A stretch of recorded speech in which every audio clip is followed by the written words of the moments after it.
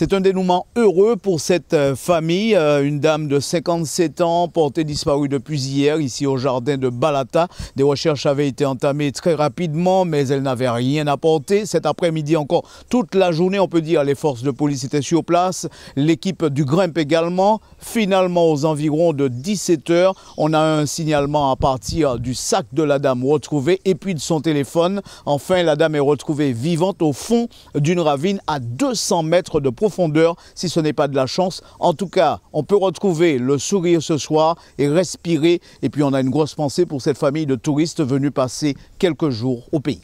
Je pense qu'elle a dû entendre les hélicoptères contourner aussi ce matin, donc elle devait savoir qu'on la cherchait, quoi. Ouais. Voilà. Bon, on en saura plus quand on pourra lui reparler. C'est quand même le soulagement. Là. Exactement. Ce qui a surtout marqué l'attention tout au long de la journée, c'est cette grosse mobilisation des forces de police et des pompiers. Ils ont dû multiplier les interventions sur le site sous le regard interrogatif de nombreux touristes venus visiter le jardin de Balata et enfin la délivrance en fin de journée. On a retrouvé donc la personne que nous cherchions depuis hier.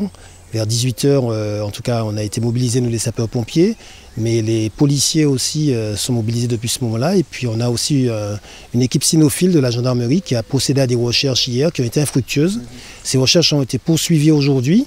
Et puis, comme on avait par la famille de cette personne qui est sur place, son numéro de portable, on n'a pas arrêté de faire sonner son portable et ça a été fructueux puisqu'on a retrouvé son sac avec son portable qui sonnait dedans.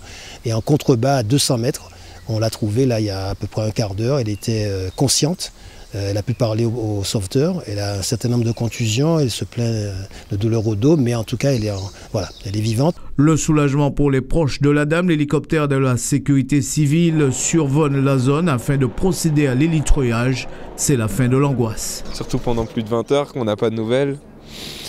Là on est juste heureux et je sais pas, j'ai pas trop de mots à dire, j'ai pas trop de mots à poser là-dessus, mais ouais, voilà, je suis juste content de retrouver ma mère comme un enfant qui retrouve sa mère, quoi.